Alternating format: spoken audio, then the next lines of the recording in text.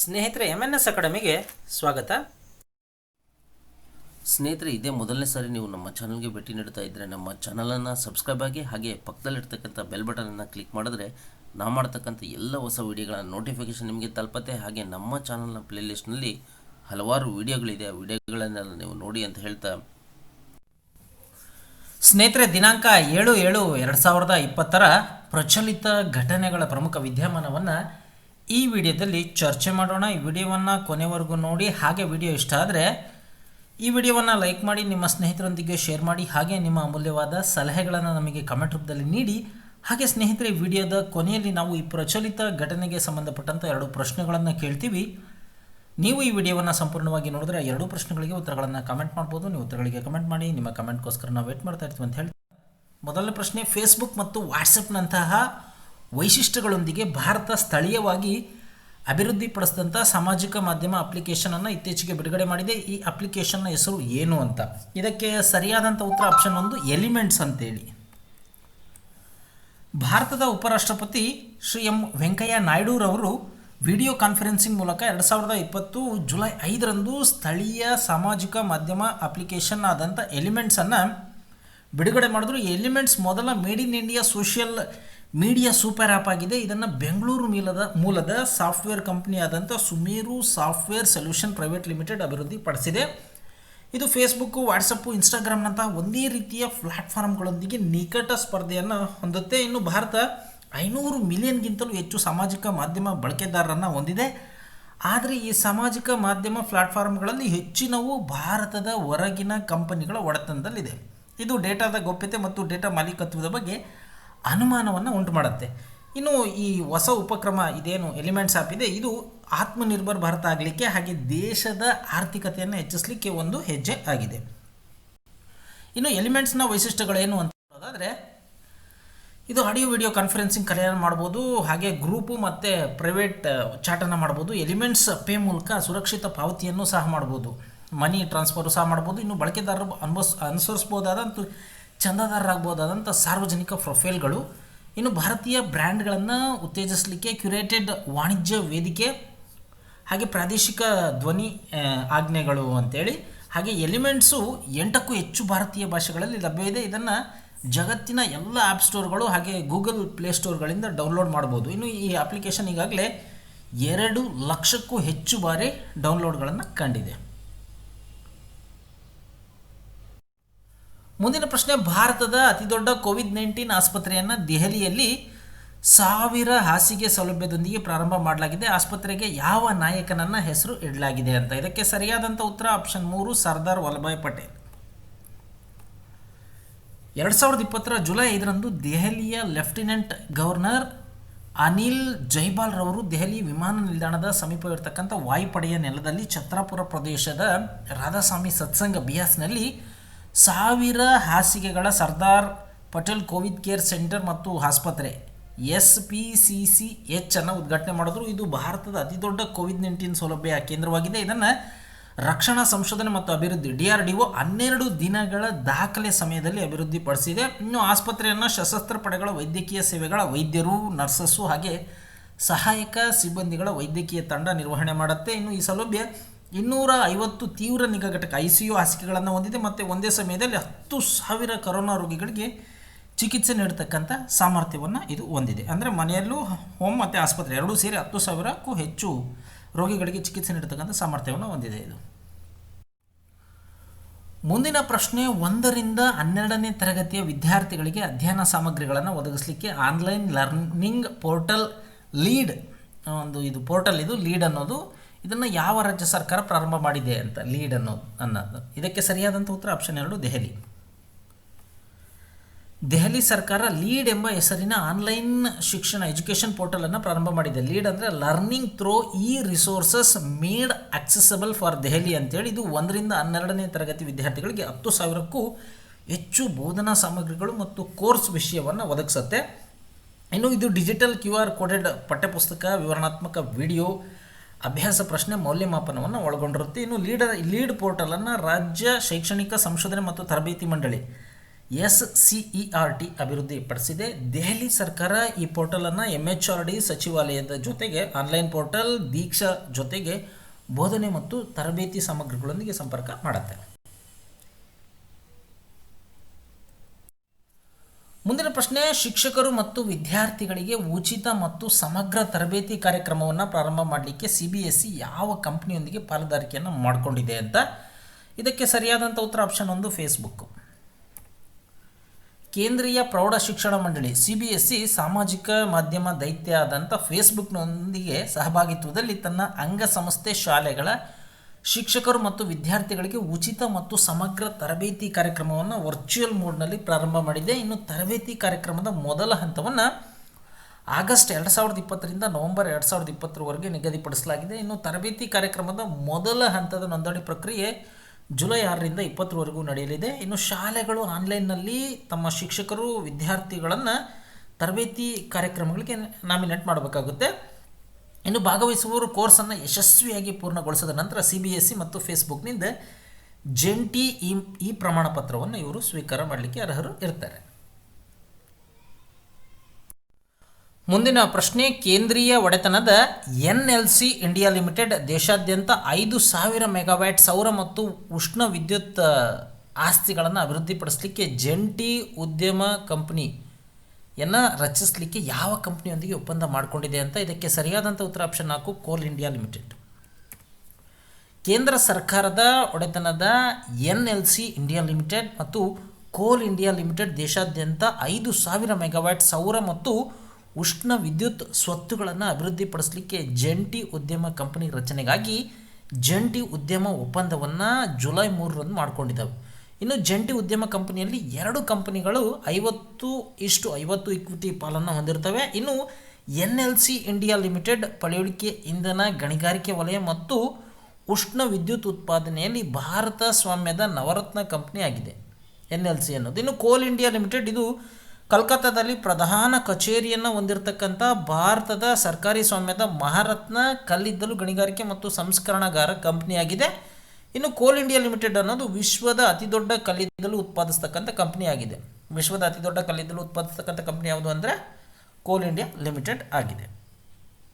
ಮುಂದಿನ ಪ್ರಶ್ನೆ, ಯಾವ ಕಂಪನಿಯು ತನ್ನ ಬ್ರ್ಯಾಂಡನ್ನು ಉತ್ತೇಜನ ಮಾಡಲಿಕ್ಕೆ ಇಟ್ಸ್ ಬಿಟ್ವೀನ್ ಯು ಅಭಿಯಾನವನ್ನು ಪ್ರಾರಂಭ ಮಾಡಿದೆ ಅಂತ. ಇದಕ್ಕೆ ಸರಿಯಾದಂಥ ಉತ್ತರ ಆಪ್ಷನ್ 3 ವಾಟ್ಸಪ್. ಫೇಸ್ಬುಕ್ ಒಡೆತನದ ಮೆಸೇಜಿಂಗ್ ಪ್ಲಾಟ್ಫಾರ್ಮ್ ಆದಂಥ ವಾಟ್ಸಪ್ ಜುಲೈ 4ರಂದು ಭಾರತದಲ್ಲಿ ಇಟ್ಸ್ ಬಿಟ್ವೀನ್ ಯು ಎಂಬ ಬ್ರ್ಯಾಂಡ್ ಅಭಿಯಾನವನ್ನು ಪ್ರಾರಂಭ ಮಾಡಿದೆ. ಇನ್ನು ಈ ಅಭಿಯಾನದ ಅಡಿಯಲ್ಲಿ 60 ಸೆಕೆಂಡ್ಗಳ 2 ಜಾಹೀರಾತುಗಳನ್ನು ರಚನೆ ಮಾಡಲಾಗಿದೆ. ಭಾರತೀಯರು ತಮ್ಮ ಹತ್ತಿರದ ಸಂಬಂಧಿಗಳೊಂದಿಗೆ ಸುರಕ್ಷಿತ ರೀತಿಯಲ್ಲಿ ಸಂವಹನ ನಡೆಸಲು ವಾಟ್ಸಪ್ ಹೇಗೆ ಬಳಸ್ತಾರೆ ಎಂಬ ಕಥೆಯನ್ನು ಇದು ಪ್ರದರ್ಶನ ಮಾಡಿಸುತ್ತೆ. ಇನ್ನು ವಾಟ್ಸಪ್ನ ವೈಶಿಷ್ಟ್ಯಗಳು ಟೆಕ್ಸ್ಟು, ವಿಡಿಯೋ ಕರೆ ಅಥವಾ ಧ್ವನಿ ಸಂದೇಶ ನಂತರ ವ್ಯಕ್ತಿಯ ವೈಯಕ್ತಿಕ ಸಂಭಾಷಣೆಗಳನ್ನು ಪುನರಾವರ್ತನೆ ಮಾಡಲು ಹೇಗೆ ಸಹಾಯ ಮಾಡುತ್ತೆ ವಾಟ್ಸಪ್ ಎಂಬುದನ್ನು ಈ 2 ಕಿರುಚಿತ್ರಗಳು ಎತ್ತಿ ತೋರಿಸ್ತವೆ. ಇನ್ನು ವಾಟ್ಸಪ್ ಭಾರತೀಯ ಬಾಲಿವುಡ್ ನಿರ್ದೇಶಕ ಆದಂಥ ಗೌರಿ ಶಿಂದೆ ಮತ್ತು ಜಾಹೀರಾತು ಸಂಸ್ಥೆ BBDO ಇಂಡಿಯಾ ಜೊತೆಗೂಡಿ ಈ 2 60 ಸೆಕೆಂಡ್ಗಳ ಜಾಹೀರಾತುಗಳನ್ನು ನಿರ್ಮಾಣ ಮಾಡಿದೆ. ಇನ್ನು ಈ ಅಭಿಯಾನ ಭಾರತದಲ್ಲಿ 10 ವಾರಗಳವರೆಗೆ ಹಲವಾರು ರಾಷ್ಟ್ರೀಯ ಮತ್ತು ಪ್ರಾದೇಶಿಕ ದೂರದರ್ಶನ ಚಾನಲ್ ಮತ್ತು ಡಿಜಿಟಲ್ ಪ್ಲ್ಯಾಟ್ಫಾರ್ಮ್ಗಳಲ್ಲಿ ನಡೆಯುತ್ತವೆ. ಇನ್ನು ಈ ಚಿತ್ರಗಳು ಇಂಗ್ಲೀಷ್, ಹಿಂದಿ, ಬಂಗಾಳಿ, ಅಸ್ಸಾಮಿ, ಒರಿಯಾ, ಗುಜರಾತಿ, ಮರಾಠಿ ಮತ್ತು ಕನ್ನಡವನ್ನು ಒಳಗೊಂಡಿರ್ತಕ್ಕಂತೆ 7 ಪ್ರಾದೇಶಿಕ ಭಾಷೆಗಳಲ್ಲಿ ಲಭ್ಯ ಇರ್ತವೆ. ಮುಂದಿನ ಪ್ರಶ್ನೆ, ಭಾರತ ಸರ್ಕಾರ ಕ್ರೀಡಾ ತರಬೇತುದಾರರ ಅಂದರೆ ಭಾರತೀಯರಾಗಿರ್ಬೋದು, ವಿದೇಶಿ ಕ್ರೀಡಾ ತರಬೇತು ಆಗಿರ್ಬೋದು, ಇವರ ಗುತ್ತಿಗೆ ಅವಧಿಯನ್ನು ಎಷ್ಟು ವರ್ಷಗಳ ಅವಧಿಗೆ ನಿಗದಿಪಡಿಸಿದೆ ಅಂತ. ಇದಕ್ಕೆ ಸರಿಯಾದಂಥ ಉತ್ತರ ಆಪ್ಷನ್ 2 4 ವರ್ಷ.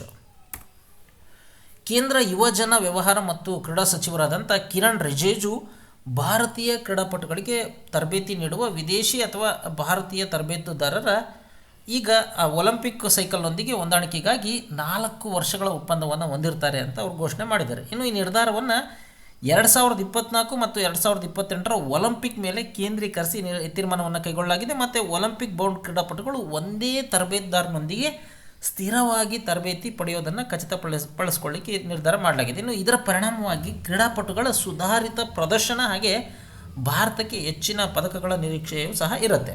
ಇನ್ನು ತರಬೇತುದಾರರ ಕಾರ್ಯಕ್ಷಮತೆ ಮತ್ತು ಆಯಾ ನ್ಯಾಷನಲ್ ಸ್ಪೋರ್ಟ್ಸ್ ಫೆಡರೇಷನ್ಗಳ ಶಿಫಾರಸ್ಸಿನ ಆಧಾರದ ಮೇಲೆ ತರಬೇತುದಾರರ 4 ವರ್ಷಗಳ ಒಪ್ಪಂದವನ್ನು ನೀಡಲಾಗುತ್ತೆ. ಇನ್ನು ಆದಾಗ್ಯೂ ಪ್ರಮುಖ ಅಂತಾರಾಷ್ಟ್ರೀಯ ಈವೆಂಟ್ಗಳಲ್ಲಿ ಕ್ರೀಡಾಪಟುಗಳ ಸಾಧನೆಯಿಂದ ಸೂಚಿಸಲಾದಂಥ ತರಬೇತುದಾರರ ಒಟ್ಟಾರೆ ಸಾಧನೆಯ ಆಧಾರದ ಮೇಲೆ ಒಪ್ಪಂದಗಳನ್ನು ವಾರ್ಷಿಕವಾಗಿ ಪರಿಶೀಲನೆ ಮಾಡಲಾಗುತ್ತೆ, ಹಾಗೆ ನವೀಕರಣನೂ ಸಹ ಮಾಡಲಾಗುತ್ತೆ.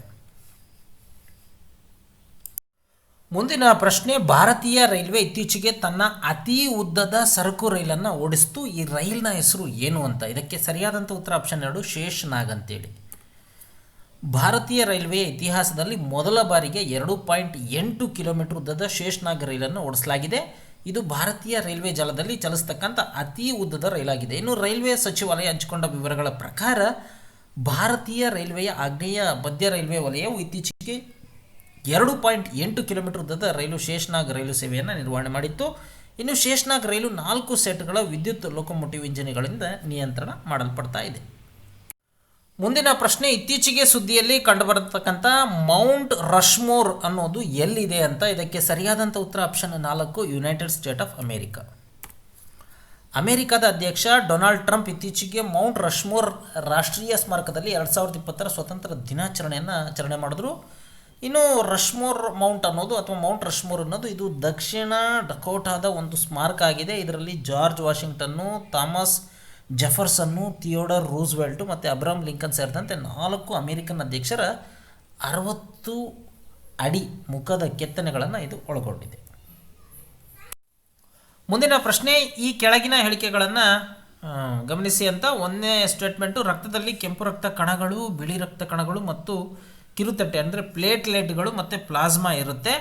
ಪ್ಲಾಸ್ಮಾ ದಾನದಲ್ಲಿ ಅಂದರೆ ಪ್ಲಾಸ್ಮಾ ಡೊನೇಟ್ ಮಾಡುವಾಗ ಪ್ಲಾಸ್ಮಾವನ್ನು ಮಾತ್ರ ಹೊರ ತೆಗೆಯಲಾಗುತ್ತೆ ಮತ್ತು ರಕ್ತದ ಇತರೆ ಘಟಕಗಳನ್ನು ದೇಹಕ್ಕಾಗಿ ವಾಪಸ್ಸು ನೀಡಲಾಗುತ್ತೆ ಅಂತ. ಮೇಲೆ ನೀಡಿರ್ತಕ್ಕಂಥ ಹೇಳಿಕೆಗಳಲ್ಲಿ ಯಾವುದು ಸರಿ? ಪ್ಲಾಸ್ಮಾ ಡೊನೇಷನ್ಗೆ ಸಂಬಂಧಪಟ್ಟಂತೆ ಹೇಳಿಕೆಗಳು ಇದು.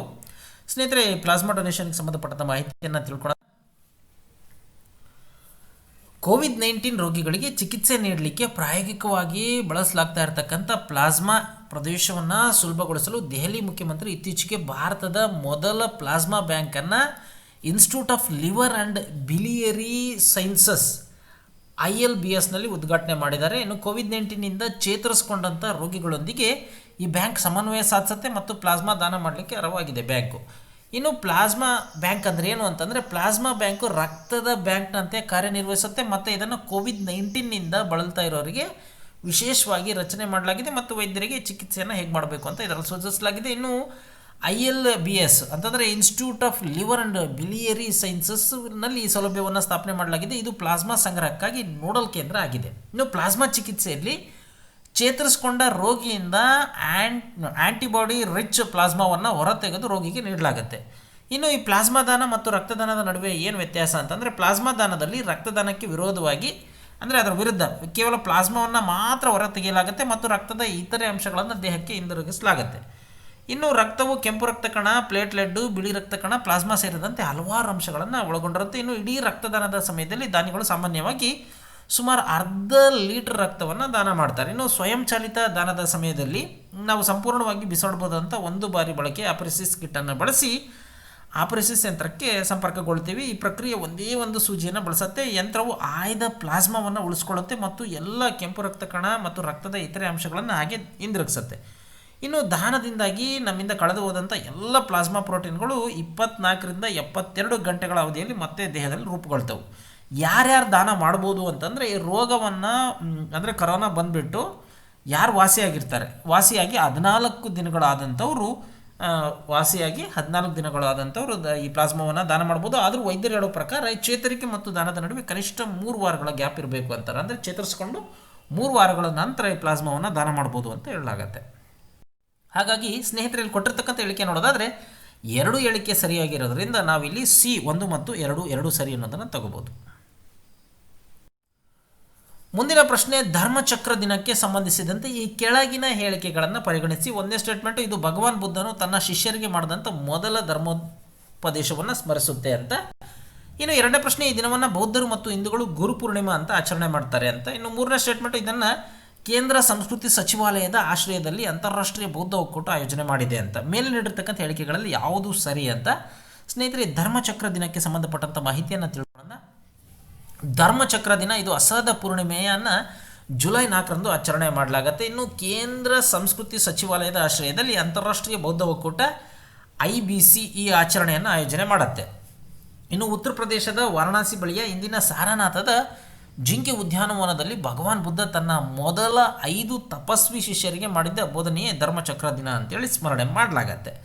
ಇನ್ನು ಈ ದಿನವನ್ನು ವಿಶ್ವಾದ್ಯಂತ ಬೌದ್ಧರು ಧರ್ಮಚಕ್ರ ಪರ್ವತಣ ಅಥವಾ ಧರ್ಮಚಕ್ರದ ತಿರುವು ಅಂತ ಆಚರಣೆ ಮಾಡ್ತಾರೆ. ಈ ದಿನವನ್ನು ಗುರು ಪೂರ್ಣಿಮಾ ಅಂತೇಳಿ ಬೌದ್ಧರು ಮತ್ತು ಹಿಂದೂಗಳು ತಮ್ಮ ಗುರುಗಳಿಗೆ ಗೌರವವನ್ನು ಸೂಚಿಸುವ ದಿನ ಅಂತೇಳಿ ಆಚರಣೆ ಮಾಡ್ತಾರೆ. ಹಾಗಾಗಿ ಸ್ನೇಹಿತರೆ, ಇಲ್ಲಿ ಕೊಟ್ಟಿರ್ತಕ್ಕಂಥ ಹೇಳಿಕೆಗಳಲ್ಲಿ 3 ಹೇಳಿಕೆ ಸರಿಯಾಗಿರೋದರಿಂದ ಇಲ್ಲಿ ನಾವು ಡಿ ಆಪ್ಷನನ್ನು ತಗೋಬೋದು. 1, 2 ಮತ್ತು 3 ಎಲ್ಲ ಸರಿ ಅನ್ನೋದನ್ನು ತಗೋಬೋದು. ಸ್ನೇಹಿತರೆ, ಇವತ್ತಿನ ರಸಪ್ರಶ್ನೆ, ಮೊದಲನೇ ಪ್ರಶ್ನೆ, ವಿಶ್ವದ ಅತಿ ದೊಡ್ಡ ಕಲ್ಲಿದ್ದಲು ಉತ್ಪಾದಿಸ್ತಕ್ಕಂಥ ಕಂಪನಿ ಯಾವುದು ಅಂತ. ಇನ್ನು ಎರಡನೇ ಪ್ರಶ್ನೆ, ಭಾರತದ ಮೊದಲ ಪ್ಲಾಸ್ಮಾ ಬ್ಯಾಂಕನ್ನು ಯಾವ ರಾಜ್ಯ ಅಥವಾ ಕೇಂದ್ರಾಡಳಿತ ಪ್ರದೇಶದಲ್ಲಿ ಸ್ಥಾಪನೆ ಮಾಡಲಾಗಿದೆ ಅಂತ. ಸ್ನೇಹಿತರೆ, ಎರಡೂ ಪ್ರಶ್ನೆಗಳಿಗೆ ಉತ್ತರಗಳನ್ನು ಕಮೆಂಟ್ ಮಾಡಿ. ನಿಮ್ಮ ಕಮೆಂಟ್ಗೋಸ್ಕರ ನಾವು ವೆಯ್ಟ್ ಮಾಡ್ತಾ ಇರ್ತೀವಿ ಅಂತ ಹೇಳ್ತಾ, ಸ್ನೇಹಿತರೆ, ವಿಡಿಯೋವನ್ನು ನೋಡಿದಂಥ ಎಲ್ಲರಿಗೂ ಧನ್ಯವಾದಗಳು. ನಾಳಿನ ಪ್ರಚಲಿತ ಘಟನೆಯ ವಿದ್ಯಮಾನದೊಂದಿಗೆ ಮತ್ತೆ ನಿಮ್ಮನ್ನು ಭೇಟಿಯಾಗ್ತೀವಿ. ಅಲ್ಲಿವರೆಗೂ ಎಲ್ಲರಿಗೂ ಧನ್ಯವಾದಗಳು. ನಮಸ್ಕಾರ.